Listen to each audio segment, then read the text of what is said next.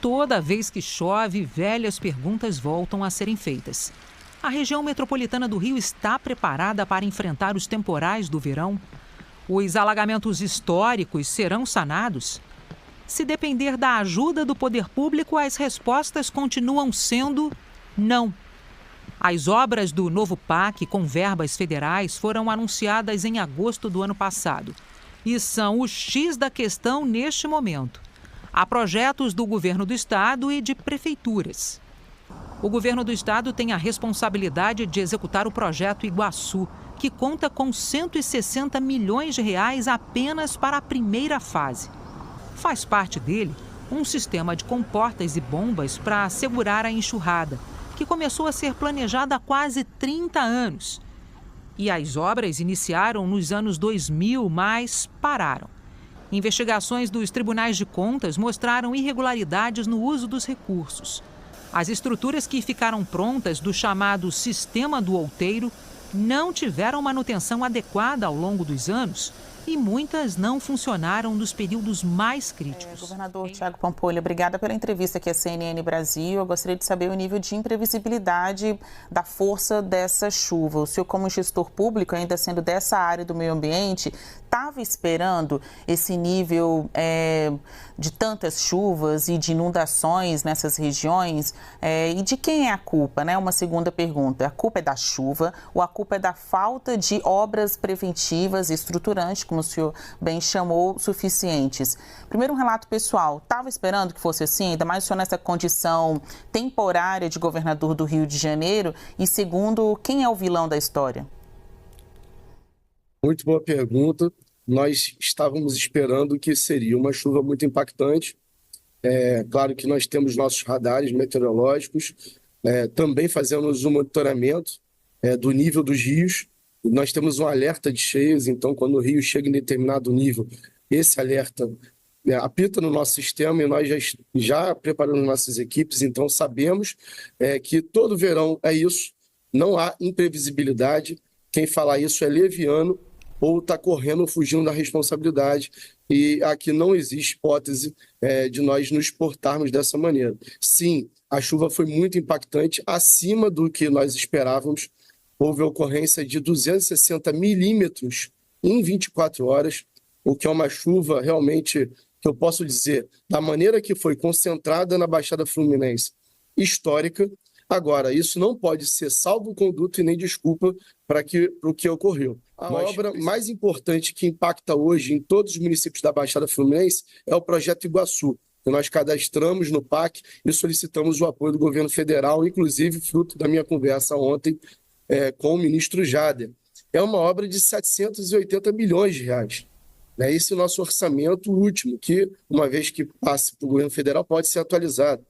Então, assim, é uma obra muito grande que impacta em vários municípios e o Estado sozinho não tem condições de suportar. Fizemos um pleito ao ministro Jader e vamos trabalhar fortemente para que esse projeto seja aprovado. Ele impacta em 5 municípios e mostrou que, caso essa obra tivesse sido feita e concluída, nós não teríamos esse impacto tão lesivo à população nessas regiões mais afetadas, como nós vimos em Belfor Roxo, no Pilar e no Mas o próprio governo do estado colocou o pé no freio.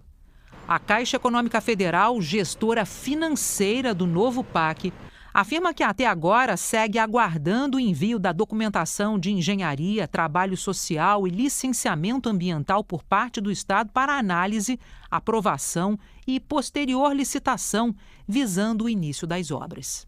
Resumindo, a espera pela documentação já dura quase um ano.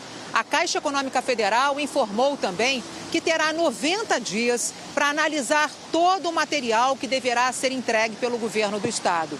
Só assim poderá aprovar ou não o início da licitação.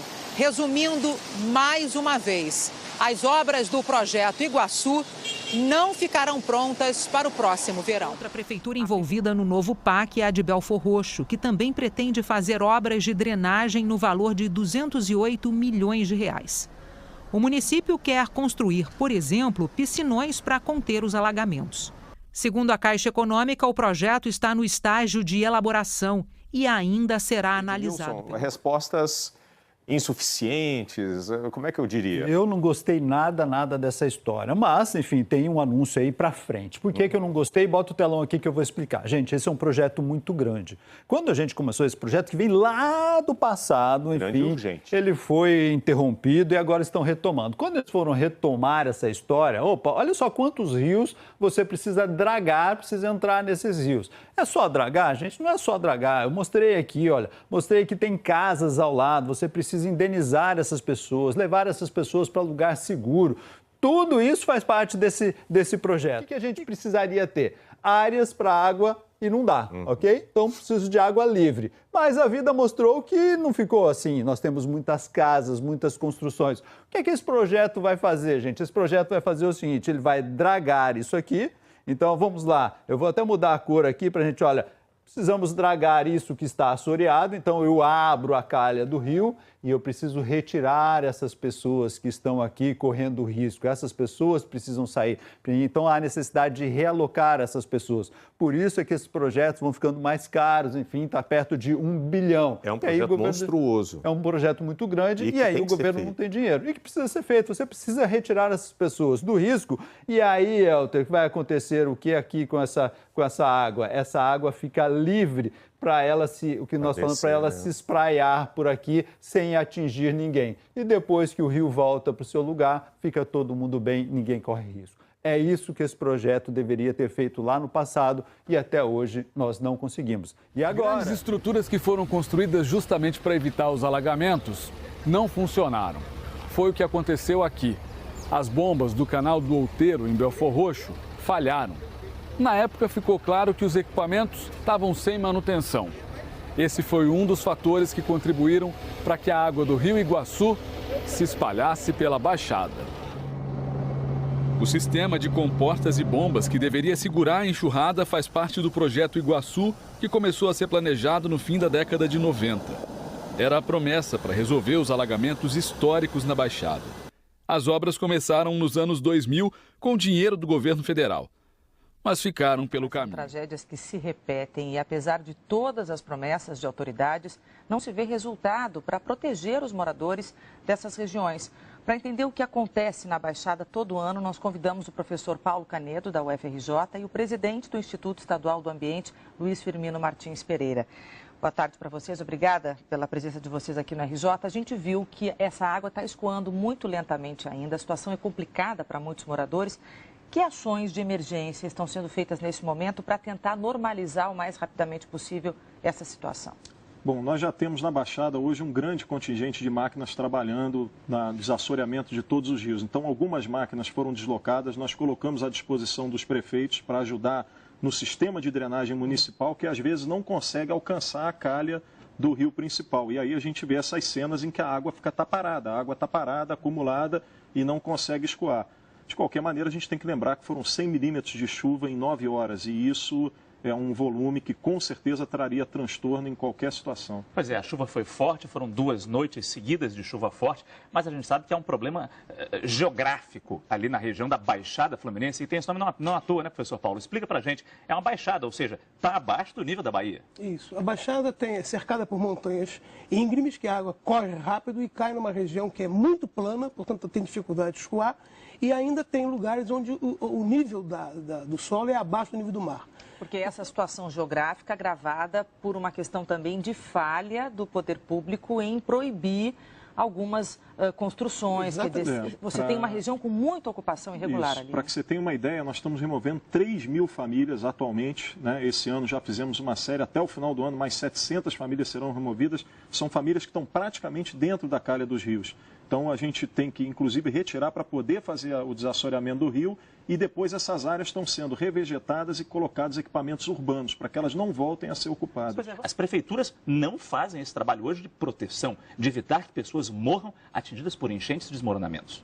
Na realidade, a gente tem hoje um descontrole da ocupação do solo em boa parte da Baixada que faz com que essas áreas que a gente chama de faixa marginal de proteção sejam ocupadas. Né? Esse nome existe, não é à toa, é para que o rio, na hora que vier a cheia, ele possa ter uma área para espraiar, que a gente chama, para espalhar e para chegar. Então, o projeto hoje que está sendo trabalhado, o projeto Iguaçu na Baixada, está prevendo áreas em que a gente vai remover essas famílias para deixar essas áreas que a gente chama de polder, nome técnico, que são áreas para encher mesmo. Na hora da enchente, o rio poder espalhar para essas áreas. Isso é fundamental, senão a gente não vai ter, é que nem o piscinão de São Paulo. Você tem que ter essa área para escapar a água na hora da cheia mais forte. Na década de 90, surgiu a ideia de se criar um grande projeto, o Iguaçu.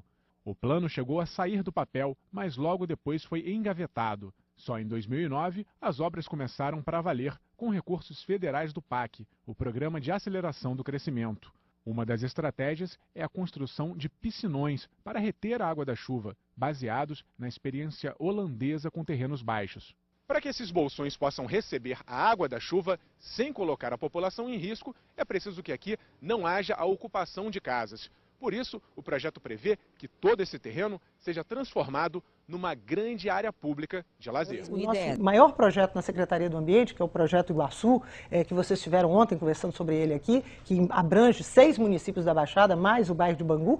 O nosso maior problema para levar o projeto adiante é a alternativa de moradia para as famílias. Nós fizemos um esforço enorme e conseguimos tirar 550 famílias, mas eu preciso tirar 5.000 famílias. Ou enfrentamos o problema habitacional de forma séria, ou então nós continuaremos perdendo vidas a cada verão, a cada chuva forte. Marilene Ramos, secretária do Ambiente do Estado do Rio de Janeiro, muito obrigado, bom trabalho. Investigações dos tribunais de contas mostraram irregularidades no uso dos recursos que ficaram prontas não tiveram manutenção adequada ao longo dos anos. Das 5 bombas de Belfor Roxo, apenas 2 funcionaram na enchente do ano passado. O projeto Iguaçu surgiu inicialmente para atender uma demanda que surgiu nos anos 90 de uma grande inundação que teve na Baixada Fluminense. E pouca coisa saiu do papel.